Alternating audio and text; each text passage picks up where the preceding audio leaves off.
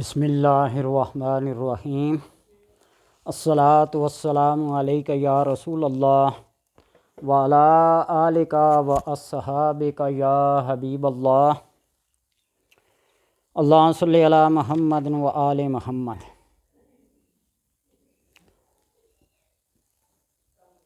نفوس کائنات کی تخلیق، جتنے بھی نفوس ہیں، انفاس ہیں، انسان ہیں، حیوان ہیں، نباتات ہیں، ان سب کی تخلیق کو اللہ تبارک و تعالیٰ نے اسی زمین سے کیا ہے۔ حضرت جبرائیل و میکائیل علیہ السلام کو زمین کے پاس بھیجا، جاؤ مٹی لے کے آؤ، اور یہ دونوں آئے وقتاً فوقتاً یک کے بعد دیگرے۔ زمین نے مٹی دینے سے انکار کر دیا،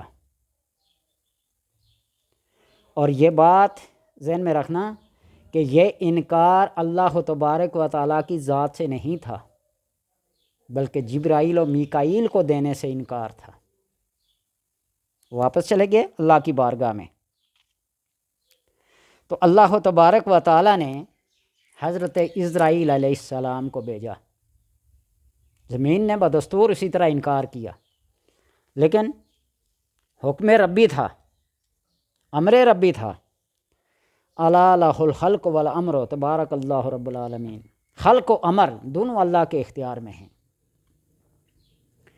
اسرائیل علیہ السلام نے حکم خداوندی کو بجا لانے کے لیے ضد کی اور زمین کے اوپر اپنا جپٹا مارا، ایک مٹھی خاک کی لے کے چلے گئے اللہ کی بارگاہ میں، اور اسی سے تخلیق کائنات، یہ انسان، حیوان، چرند، پرند، درند جو بھی ہیں، اللہ تبارک و تعالیٰ نے پیدا کیا۔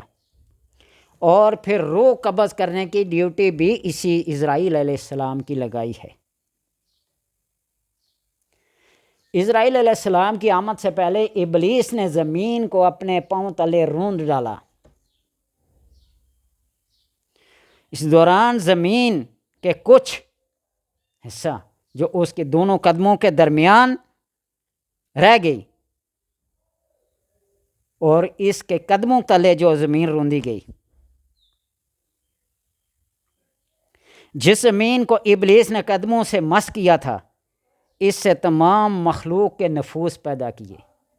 اللہ کی حکمت ہے نا، جس طرح آدم کے پتلے کو دیکھ کر شیطان نے نفرت اور حقارت سے تھوک دیا تھا، اور اللہ نے اس حصے کو، تھوک والے حصے کو علیحدہ کر دیا، آج وہ ناف کا وہ نشان آج تک موجود ہے۔ جہاں سے خواہشات اٹھتی ہیں، شیطان کے تھوک کا یہ اثر ہے، یہ منبع خواہشات ہے۔ اس لیے حنفی علماء نے نماز کے اندر ہاتھ باندھنا جہیں قرار دیا ہے، اسی کو دبا کے رکھو، خواہشات نہیں اٹھیں گی۔ یہ ایک علیحدہ موضوع ہے، پھر کبھی صحیح۔ تو اس مٹی سے تمام مخلوق کو پیدا کیا، یہ سب نفوس شرارتوں کا مرکز بن گئے، اور ابلیس کے قدموں سے روندے جانے والے اور محفوظ رہنے والی زمین سے ہی جو روندے گئے، اس سے نفوس پیدا کیا جو شرارتوں کا مرکز، اور جو زمین اس کے روندنے سے باقی رہ گئی، اسرائیل علیہ السلام اسی مٹی سے وہ مٹھی بھر کے لے گئے۔ اسی مٹی کا آج اثر ہے، کوئی نرم ہے، کوئی سخت ہے، کوئی با اخلاق ہے اور کوئی بے اخلاق ہے، کوئی با ادب ہے اور کوئی بے ادب ہے، کوئی صاحب علم ہے اور کوئی جاہل ہے، کوئی گورا ہے، کوئی کالا ہے، کوئی گندی رنگ ہے۔ جو بھی ہے اس مٹی کا اثر ہے، مٹی کے بھی اپنے رنگ ہے نا۔ تو بھر کے لے گئے، اور اسی مٹی سے پھر انبیاء اور اولیاء کے نفوس کو تخلیق کیا گیا۔ گویا یہی مٹی انبیاء اور اولیاء کی اصل ہے، اور رسول اکرم صلی اللہ علیہ وسلم کا ذرہ وجود اللہ تبارک و تعالیٰ کی نگاہ کا مرکز تھا، اور اسرائیل علیہ السلام کی پانچ سے باہر تھا، اور ابلیس کے چھونے سے بھی محفوظ رہا۔ اسی لیے آپ صلی اللہ علیہ وسلم کا وہ خمیر، وہ طینت، وہ جبلت، وہ تقدیر اعلیٰ اولا کلاتی ہے، اور جہل کو، فسق کو فجور سو کو ہر چیز سے دور رکھا۔ اور ذرہ وجود علم الہی سے مالا مال ہو گیا۔ آپ صلی اللہ علیہ وسلم کا جو وجود تھا وہ علم الہی سے کیا ہو گیا؟ مالا مال ہو گیا۔ اسی لیے آپ صلی اللہ علیہ وسلم نے فرمایا کہ شب معراج جب اللہ تبارک و تعالیٰ کے سامنے حضور ہوا تو پوری کائنات کو میری اس ہتھیلی پر رکھا گیا، جس طرح رائی کا دانہ بندہ اپنی ہتھیلی پہ دیکھتا ہے، اسی طرح پوری کائنات کو میں نے مشاہدہ کیا۔ وَعَلَّمَ آدَمَ الْأَسْمَاءَ كُلَّهَا، جس کے صدقے سے آدم کو بھی نبوت ملی نا، وہ تمام اسماء، وہ تمام حیت، وہ تمام ترکیب جانتے ہیں اور ساری زبانیں جانتے ہیں۔ آج کوئی اگر آپ صلی اللہ علیہ وسلم کے علم پہ بات کرے نا، آپ صلی اللہ علیہ وسلم تو امی تھے، پڑھنا لکھنا نہیں جانتے تھے، کائنات کی ساری زبانیں جانتے ہیں۔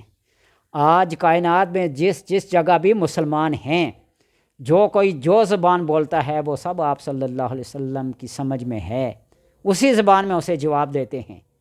اور یہ آپ کو خاص نقطے کی بات بتاؤں، شاید پہلے بھی آپ نے کہیں سنا ہوگا کہ انسان کی جبلت، اس کی تقدیر، اس کا رہن سہن جس معاشرے سے، جس زبان سے تعلق رکھتا ہے، جس علاقے سے تعلق رکھتا ہے، اسی زبان میں اس کو خواب دکھائے جاتے ہیں، اسی رہن سہن کے مطابق اس کو خواب دکھائے جاتے ہیں۔ انسان اگر کشمیر میں پیدا ہوا، افغانستان میں پیدا ہوا، سندھ میں پیدا ہوا، ہر ایک کی تہذیب مختلف ہے، وہ کہیں چھوڑ کر اور چلا جائے، دوسرے ملک چلا جائے، اس کو جو بھی خواب آئے گا وہ اس کو اپنی اس پیدائش جنم بھومی میں سے خواب آئے گا۔ تو بہرحال یہ ایک علیحدہ بات ہے، ایک ضمناً بات آ گئی تو اللہ تبارک و تعالیٰ کے اس علم الہی سے آپ صلی اللہ علیہ وسلم کی ذات و مالا مال ہوئی، اور اللہ تبارک و تعالیٰ نے اسی علم و ہدایت کے ساتھ دنیا میں بھیجا۔ یہی علم و ہدایت آپ صلی اللہ علیہ وسلم کے قلب اطہر سے دوسرے قلوب اور پاک قلوب میں منتقل ہوئے، اور اس کے نفوس مبارک سے دوسروں کے لیے نفوس کو منتقل ہوئے۔ جو پاکیزگیاں، جو طہارتیں ہیں، وہ تقلبک فی الساجدین کی تفسیر پڑھ کے دیکھ لینا۔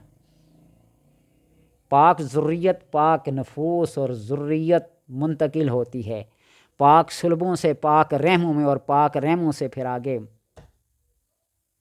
منتقل ہوتی رہتی ہے۔ علم و ہدایت کا یہ دار و مدار